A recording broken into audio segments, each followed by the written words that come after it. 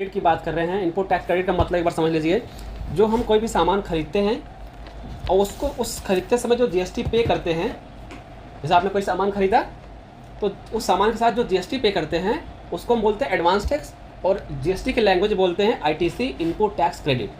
ठीक, और वो किसको मिलती है? वो सिर्फ बिजनेसमैन को मिलती है जो जीएसटी में रजिस्टर्ड है, अदर किसी को नहीं मिलेगा। ठीक, जैसे आप जीएसटी में रजिस्टर्ड, और ये है होलसेलर और ये है रिटेलर।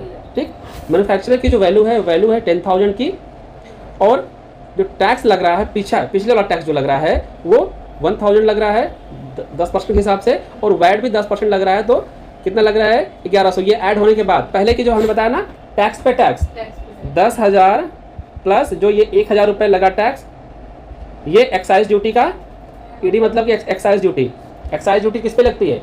जब कोई सामान आप बनाते हैं। ठीक, समझिए टैक्स का पहले फॉर्मूला समझिए, पुराना था। आप एक मैन्युफैक्चरर हैं, आप कोई सामान बनाने, जैसे आप रॉ मटेरियल लाएंगे किसी जगह से, मान लीजिए आपने अमेरिका से रॉ मटेरियल लेके आए, तो जैसे ही आप इंडिया में इंटर करोगे फर्स्ट आपको क्या लग जाएगा? Custom duty. ध्यान देना, क्या लग जाएगा? Custom duty. चलिए सामान आ गया, रॉ मटेरियल आ गया, फिर जैसे ही आप बनाने जाओगे तो क्या लग जाएगा? एक्साइज ड्यूटी, जिसे कहते हैं उत्पादन शुल्क। तो क्या लग जाएगा? उसी की बात हो रही है, वो लगे कस्टम ड्यूटी। एक्सपोर्ट इंपोर्ट लगेगा। कस्टम ड्यूटी मतलब सीमा शुल्क, आप एक दूसरे जगह से सामान लेके आए इंडिया में, कस्टम ड्यूटी होती है। ठीक, उसके बाद जब आप बनाने जाओगे तो एक्साइज ड्यूटी लगेगी।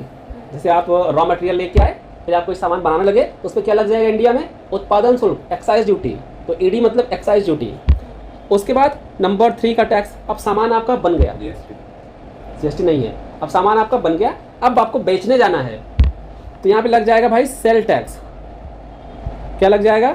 और sale tax multiply two central और स्टेट। ठीक, वही तो जीएसटी नहीं, अभी हम पुराने टैक्स की बात कर रहे हैं। पहले क्या लगता था? हाँ, उसके बाद फिर सेल टैक्स लग गया।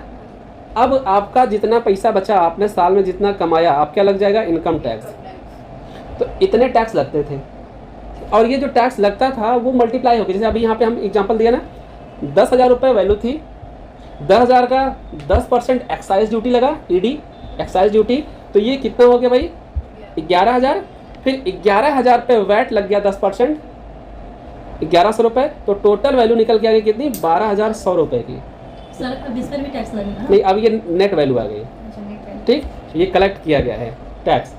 अब आते हैं, ये पुराना था, अब नए में आते हैं। सर पुराने को फिर ये समझा जाए क्या ज़्यादा पहले ज़्यादा महंगाई थी? ज़्यादा महंगाई थी, पर हम लोग समझ नहीं पाते थे। इसका रीज़न था कि अभी क्या होता है, अभी उस पर भी बात करेंगे हम। पहले ये कॉन्सेप्ट, उस हिसाब से आज की जो गैस का रेट है वो सही?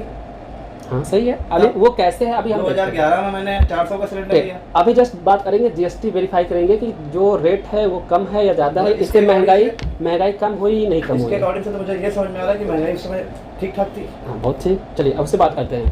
ठीक, होलसेल, अब यही जो वैल्यू है, ध्यान देना, वैट वाली वैल्यू जो है, वैल्यू यहाँ पे मान लेते हैं जो रिटेलर सेल करेगा वो 13,200 रुपये की करेगा, इस पर 10% का वैट लग जाएगा 1,320 रुपये, इसकी वैल्यू कितनी हो जाएगी? 14,520 रुपये की वैल्यू हो जाएगी।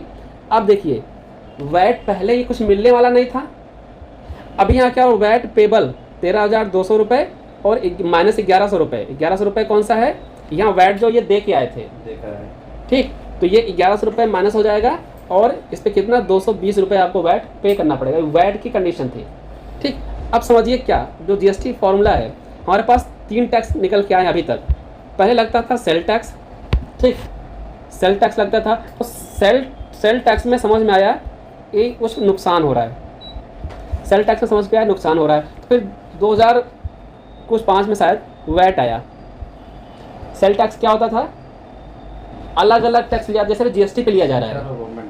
अभी क्या हो रहा है कि प्रोडक्ट की कॉस्ट अलग और टैक्स अलग, तो ऐसे ही सेल टैक्स में होता था, प्रोडक्ट की कॉस्ट अलग और टैक्स अलग, तो वो सेल टैक्स में होता था। लेकिन फिर दिखने लगा कि भाई ये तो लॉस हो रहा है, जैसे जीएसटी में हम लोगों को दिखता है। फिर आया वैट, वैल्यू एडेड टैक्स। क्या हो गया भाई? सेल टैक्स में क्या होता था? 100 रुपये का सामान है, ये हो गई कॉस्ट प्लस 18% का टैक्स। ठीक, 18 रुपये ये, तो 100 रुपये आप ये दीजिए, पर 18 रुपये टैक्स दीजिए अलग से, जो अभी हो रहा है वही सेल टैक्स में होता था। ये थोड़ा सा लोगों को लगा कि अनहेल्दी लगा, लोग पचा नहीं पा रहे थे, जैसे अभी पचा नहीं पाए, पर मजबूरी है। तो फिर आया वैट। वैट ने क्या कर दिया भाई?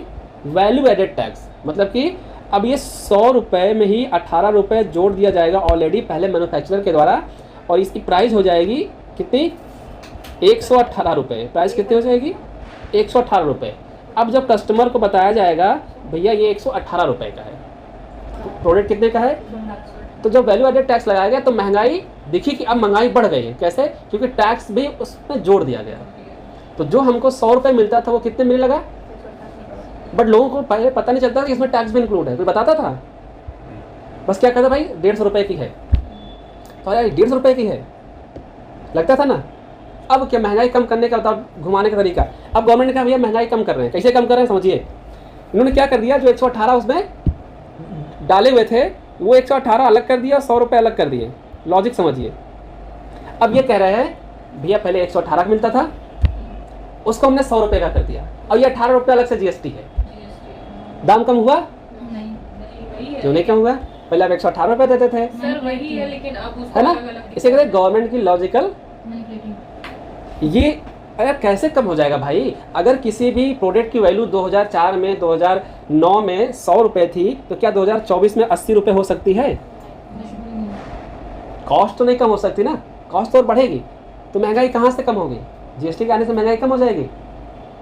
नहीं सर, बिल्कुल नहीं। तो बस क्या किया गया, थोड़ा सा घुमाया गया, ठीक। और एक सबसे बड़ा फायदा जीएसटी के आने से ये है कि जो कंबाइंडिंग टैक्स लगता था उससे बच गए। अब गवर्नमेंट हाईएस्ट टैक्स लगा सकती है 28%, उससे ज़्यादा नहीं लगा सकती कोई भी स्टेट हो। दूसरा ये वेरिएबल नहीं होगा, मतलब कि यूपी में कुछ और लग रहा है, वेस्ट बंगाल में कुछ और लग रहा है, दिल्ली में कुछ और लग रहा है, ये फ़ायदा है, चेंज नहीं होगा, महंगाई कम नहीं होगी। क्लियर। तो ये इसका टॉपिक है, कॉन्सेप्ट है। चलिए आगे आते हैं हम लोग भाई, देखते हैं, उसके बाद आगे बढ़ते हैं। नोट करिए, electrician of inter state supply, या एग्जाम्पल लिख लिए, example of inter state supply, समझिएगा तभी आप समझ पाएंगे जीएसटी को।